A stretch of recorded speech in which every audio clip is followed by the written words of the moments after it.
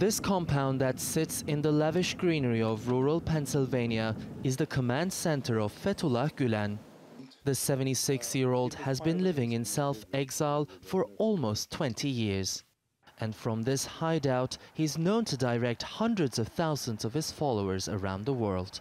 And even in the small town of Saylorsburg, little is known about him. They have a camp with the armed guards. I don't see other people that have armed guards. I don't see the next town that has armed guards. We're here in Pennsylvania, United States of America, and we have armed guards. Gulen's cult, FETÖ, has been charged in Turkey with infiltrating Turkey's state institutions and carrying out a wide range of illicit activities. The latest being the failed coup attempt, which took 249 lives. And now Turkey is trying to extradite the country's most wanted man. His extradition is one case, his provisional arrest is another case. But in the meantime, we would have expected from the US authorities, as a long-standing ally of Turkey, at least to put limitations as far as his activities in the United States are concerned.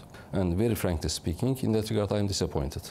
The evidence Turkey has presented against Fethullah Gulen will be reviewed by both the Department of Justice and the Department of State, as required by the extradition agreement between the two countries that goes back more than 3 decades. But reaching a final conclusion could take several years.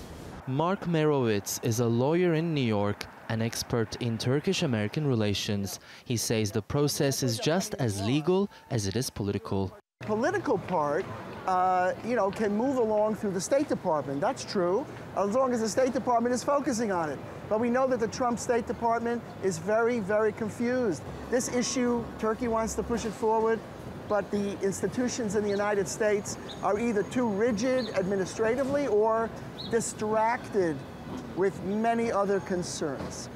What's clear to all sides is that for as long as Gulen's case hangs in the balance, it will continue to be a sticking point between the two countries. Ediz Tiyansan, TRT World, Washington, D.C.